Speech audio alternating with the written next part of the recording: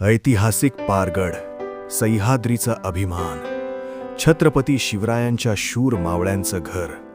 पण आज याच घराचा श्वास कोंडलाय. विश्वास बसणार नाही, पण स्वराज्याच्या रक्षकांचे वंशज आज 50 वर्षे, होय तब्बल 5 दशके एका रस्त्यासाठी संघर्ष करत आहेत. मोर्ले ते पारगड फक्त 6 किलोमीटरचा रस्ता. सरकारं बदलली, नेत्यांची आश्वासनं मिळाली, शेकडो वेळा भूमिपूजन सुद्धा झाली, पण इथल्या लोकांच्या पदरी पडली फक्त घोर निराशा. वनविभागाच्या लाल फितीच्या कारभारात इथल्या जिवंत माणसांचं जीणं गाडलं गेलंय. ज्या मातीत मावळ्यांनी स्वराज्याचं सोनं पिकवलं, त्याच मातीत आज त्यांच्या वंशजांची स्वप्न धुलीला मिळतायत. जरा डोळे झाकून विचार करा.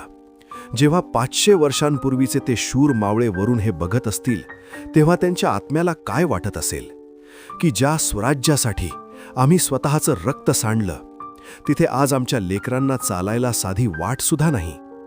आज सह्याद्रीचे हे उंच कडे आणि गडाची तटबंदी जणू आम्हाला एकच प्रश्न विचारतीये: हेच का ते सुराज्य ज्यासाठी आमच्या पूर्वजांनी रक्ताचं पाणी केलं?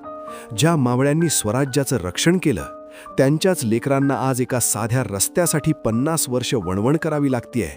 ही या महाराष्ट्राची सर्वात मोठी शोकांतिका आहे. प्रशासन तर निगरगट्ट झालंय, पण तुमचं हृदय काय म्हणतंय? हा आक्रोश फक्त पारगडचा नाही, तर हा लढा प्रत्येक मराठी माणसाच्या स्वाभिमानाचा आहे. हा व्हिडिओ इतका शेअर करा की मंत्रालयाचे दरवाजे उघडलेच पाहिजेत आणि माझ्या पारगडच्या मावळ्यांना त्यांचा हक्काचा रस्ता मिळालाच पाहिजे.